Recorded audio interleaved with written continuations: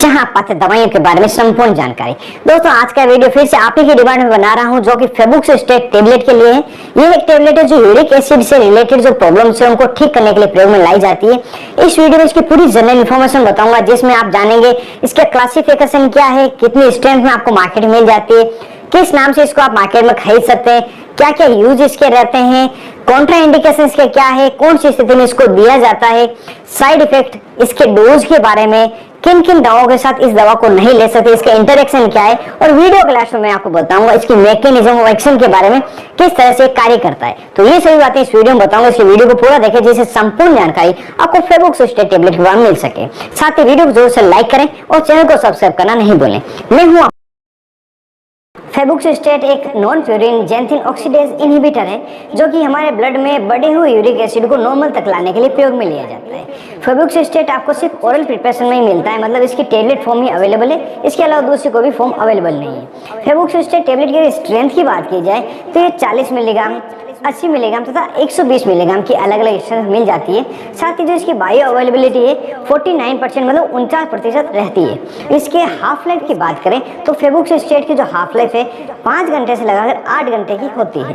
दोस्तों यह schedule H की दवा होने के कारण सिर्फ और सिर्फ आपको डॉक्टर की एडवाइस पे ही इसको लेनी है, बिना डॉक्टर प्रिस्क्रिप्शन आपको इसको नहीं खरीदनी, नहीं इसको लेनी है। जैसा कि आप सभी जानते हैं फेबुक्सिस्टेट दवा का जेनेरिक नाम है, आप इस नाम से इसको मेडिकल स्टोर पर खरीद सकते हैं। साथ ही दूसरे अन्य नाम भी है जिसे हम ब्रांड नेम कहते हैं, और कई जगह पे इसको ट्रेड नेम भी कहा जाता है, उसके द्वारा भी खरीद सकते हैं। तो कुछ ब्रांड नेम के बारे में जान लेते हैं जो पॉपुलर है, जैसे कि Febutaz tablet, Febulas tablet, Uloric tablet, Febustat tablet, Ubexa tablet. ये कुछ इसकी पॉपुलर ब्रांड मैंने बताई जो फ्रीली अवेलेबल है, और हो सकता है इन सभी ब्रांड्स के अलावा भी कोई दूसरी ब्रांड आपके एरिया में अवेलेबल हो, क्योंकि जो ब्रांड नेम रहती है एरिया और डॉक्टर के अकॉर्डिंग अलग अलग रहती है, लेकिन जो दवा का मूल नाम रहेगा वो फेबुक्सिस्टेट ही रहेगा। इसलिए सभी ब्रांड्स एक ही जगह दूसरी सब्स्टिट्यूट की जा सकती है, आसानी से जो आपको मिल पाए, जो सस्ती हो वो आप खरीद सकते हैं।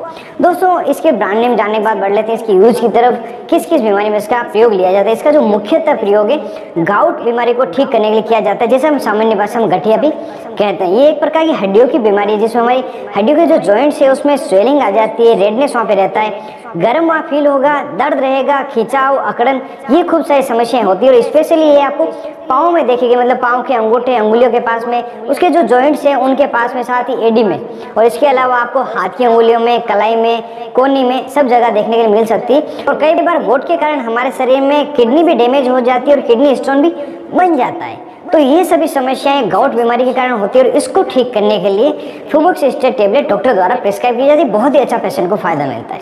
इसके अलावा एक और बीमारी है दोस्तों, जिसे हाइपर यूरिसेमिया कहते हैं। इसमें हमारे ब्लड में जो यूरिक एसिड का लेवल है वो राइज हो जाता है। किस कारण से ये बढ़ता है उसको पहले जान लेते हैं। ज़्यादा एल्कोहल का सेवन करने पर, फ्रक्टोज का ज़्यादा सेवन करने पर, साथ ही जो सी फूड है उसको ज़्यादा खाने पर हमारे बॉडी में जो यूरिक एसिड वो बढ़ जाता है। साथ ही हमारी बॉडी द्वारा जो यूरिक एसिड है यूरिन द्वारा एक्सक्रीट नहीं किया जाता है, तो इस कंडीशन में वो लेवल बढ़ जाता है। और इसका जो पता करना है, जो डायग्नोसिस है, सिर्फ और सिर्फ ब्लड इन्वेस्टिगेशन से ही पता चलता है। अगर इसके लक्षणों की बात की जाए, सेम गोट के लक्षण ही हमारे बॉडी के जॉइंट्स में है, दर्द रहेगा, सूजन रहेगा, स्टिफनेस रहेगी, ये कुछ इसके लक्षण होते हैं। तो इस स्थिति को भी ठीक करने के लिए जो फेबुक्सिस्टेट टेबलेट है डॉक्टर द्वारा प्रिस्क्राइब की जाती है। और हो सकता है दोस्तों यूरिक एसिड से रिलेटेड कोई दूसरी बीमारी हो तो डॉक्टर अपने एक्सपीरियंस के अनुसार उसमें इसका प्रयोग लेते हैं।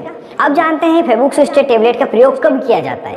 फेबुक्सिस्टेट टेबलेट का जो प्रयोग है केवल उसी समय किया जाएगा जब जो गोट की अन्य दवा है एलोप्रिनोल वह पेशेंट पे कार्य नहीं करेगी, या किसी कारणवश उस पेशेंट को एलोप्रिनोल नहीं दे सकते, या पेशेंट में एलोप्रिनोल कॉन्ट्राइंडिकेटेड, तो उसी स्थिति में फेबुक्सिस्टेट टेबलेट डॉक्टर द्वारा प्रिस्क्राइब की जाती है, अन्यथा एलोप्रिनोल गोट में दी जाती है। और साथ ही एलोप्रिनोल के लिए यदि आप वीडियो देखना चाहते हैं, मैंने कंप्लीट इन्फॉर्मेशन का वीडियो अलग सेपरेट बनाए हैं, ऊपर आई बटन में आपको लिंक मिल जाएगा, डिस्क्रिप्शन में भी इसका लिंक दिया है, वहाँ पे भी आप क्लिक करके देख सकते हैं। साथ ही दोस्तों स्टडीज बताती है जब फेबुक्सिस्टेट और एलोप्रिनोल की जो डोज है स्टैंडर्ड उसको जब कंपेयर करते हैं तो फेबुक्सिस्टेट उस समय ज़्यादा असरकार रहता है, लेकिन जब एलोप्रिनोल की डोज है हाई डोज दे दी जाती है, बढ़ा के दे दी जाती है, तो उस समय एलोप्रिनोल फेबुक्सिस्टेट से ज़्यादा असरदार रहता है। तो इस तरह से इसका कुछ स्टडीज मटेरियल था, वो मैंने आपको बताया।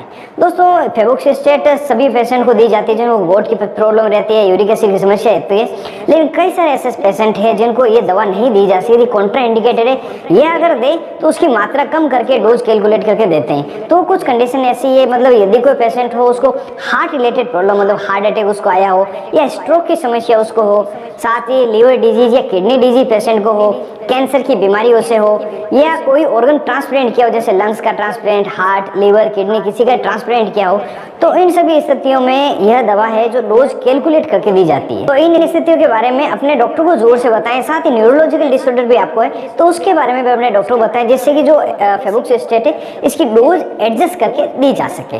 दोस्तों अब बढ़ लेते हैं इसकी डोज की तरफ, कितनी मात्रा में डॉक्टर द्वारा प्रिस्क्राइब की जाती है। जैसा कि हर वीडियो में आपको बताता हूँ, जो दवा की डोज रहती है डॉक्टर पेशेंट की एज, वेट तथा डिजीज की जो टाइप है उसके अकॉर्डिंग कैलकुलेट करके देते हैं, लेकिन जो नॉर्मल डोज दी जाती है उसके बारे में हम जान लेते हैं। 40 मिलीग्राम फेबुक्सिस्टेट से लगाकर 80 मिलीग्राम की जो टेबलेट है प्रतिदिन एक टेबलेट दी जाएगी और इस टेबलेट को खाने के बाद ही ली जाती है। और यह जो टेबलेट है इसकी थेरेपी या जो ड्यूरेशन है वो लंबे समय तक चलता है, ऐसा नहीं कि 5-7 दिन या 10 दिन लेके इसको बंद किया जा सकता है। और जब शुरुआत में इसको फेबुक्सिस्टेट टेबलेट दी जाती है तो उस समय NSAID क्लास की जो पेन किलर्स दवाएं हैं, non steroid anti inflammatory drugs है, वो शुरुआती 1-2 महीने में इसके साथ दी जाती है, जिससे कि पेशेंट को जो दर्द है, सूजन है थोड़ी कम हो सके और उसके बाद में फेबुक्सिस्टेट अपना काम कर सके। और साथ ही NSAID क्लास की जो दवाएं हैं उनके बारे में मैंने कई सारे वीडियो बनाए, ऊपर इसके ग्रुप का मैंने लिंक दे दिया, वहाँ पे क्लिक करके देख सकते हैं और डिस्क्रिप्शन में भी इसका लिंक दे दूंगा। प्रेगनेंसी में फेबुक्सिस्टेट टेबलेट नहीं दी जाती है, साथ ही जो ब्रेस्ट फीडिंग मदर है उन्हें भी नहीं दी जाएगी। और यदि आप फेबुक्सिस्टेट टेबलेट का सेवन कर रहे हो तो आपको एल्कोहल, शराब का सेवन किसी भी सूरत में नहीं करना है, आपको कुछ प्रॉब्लम कर सकता है। दोस्तों फेबुक्सिस्टेट बहुत ही अच्छी दवा है गाउट के लिए और यूरिक एसिड बढ़ जाने पर देने के लिए, लेकिन इसके जो डोज है सिर्फ और सिर्फ जितनी मात्रा में आपको डॉक्टर ने कहा है उतनी ही ले और उतने ही दिनों तक ले, क्योंकि यदि इसको लंबे समय तक आपको लेते हैं तो कई सारी बड़ी समस्याओं का सामना आपको करना पड़ सकता है, जैसे कि ये आपको हार्ट रिलेटेड प्रॉब्लम जैसे हार्ट अटैक और स्ट्रोक की समस्या दे देता है। इसके साथ ही जो लीवर फेल्योर है, लीवर डैमेज है, ये भी आपका हो सकता है फेबुक्सिस्टेट टेबलेट लेने पर। इस कारण से जब जितनी मात्रा में आपको डॉक्टर ने प्रिस्क्राइब करी उतनी मात्रा में ले, इससे ज़्यादा नहीं ले। साथ ही जब फेबुक्सिस्टेट टेबलेट आप लें तो रेगुलर अपने हार्ट का तथा लीवर की चेकअप करवाते रहे, जिससे कि आपको इसकी प्रॉपर स्थिति पता रहे क्या ऑर्गन की कंडीशन है। तो इस तरह से आप इस टेबलेट का जोर से सेवन करें। दोस्तों अब बढ़ लेते हैं इसके साइड इफेक्ट की तरफ। क्या इसके साइड इफेक्ट होते हैं यदि किसी व्यक्ति को होते हैं तो जो कॉमन साइड इफेक्ट है उसमें नोजिया रहना मतलब मचली रहना, किसी व्यक्ति को दस्त लग सकती है, पूरे बॉडी के जो जॉइंट्स हैं वहाँ पे पेन हो सकता है, सिर दर्द व्यक्ति का हो सकता है और लीवर में जो एंजाइम है उनका लेवल भी बढ़ सकता है। ये कुछ कॉमन साइड इफेक्ट है। अगर सीवियर साइड इफेक्ट की तरफ बढ़े तो स्टीफन जॉनसन जो सिंड्रोम है ये आपको हो सकता है। इसमें आप स्किन पे परेशानी रहती है, पैचेज आपके हो जाते हैं, रेडनेस हो जाना, स्किन में जो पतलापन आ जाना, साथ ही स्किन क्रैक हो जाती है, इस तरह से कुछ प्रॉब्लम होती है जिसे स्टीवन जॉनसन सिंड्रोम बोलते हैं। और इसके अलावा आपको एनाफाइलैक्सिस रिएक्शन भी देखने के लिए मिल सकती है, मतलब आपके चेहरे पे पूरी स्वेलिंग आ जाएगी, आपको सांस लेने में दिक्कत रहेगी, स्किन रिलेटेड कुछ एलर्जी हो सकती है जो सीवियर रहती है, जो जिससे जान भी जा सकती है। ये कुछ side effect severe side effect देखे गए, बहुत ही कम है लेकिन ये देखे गए, हो सकता है जो मैंने साइड इफेक्ट बताए। इसके अलावा दूसरे साइड इफेक्ट आपको मिले, ऐसा अगर हो तो तुरंत ही फेबुक्सिस्टेट टेबलेट लेना बंद करें और अपने डॉक्टर से मिले, जैसे कि फर्दर ट्रीटमेंट आपको दिया जा सके और फ्यूचर में आप इस टेबलेट का सेवन कभी भी नहीं करें।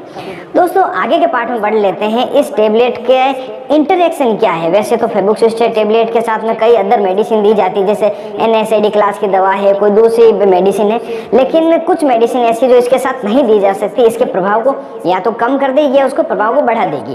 तो मोस्ट कॉमनली यूज ली जाने वाली दवा है उसमें थियोफाइलिन जो श्वास के लिए दी जाती है। इसके अलावा कीमोथेराप्यूटिक एजेंट जिसमें मर्केप्टोप्यूरिन, एजिथायोप्यूरिन, ये प्रमुख है जो मैंने 3 बताए हैं। इसके अलावा भी कई सारी टेबलेट के साथ इंटरेक्ट करता है, इसलिए जो भी आपकी मेडिसिन हिस्ट्री है उसके बारे में अपने डॉक्टर को जरूर से बताएं, जिससे कि जो दवा की डोज है एडजस्ट करके लिखी जा सके।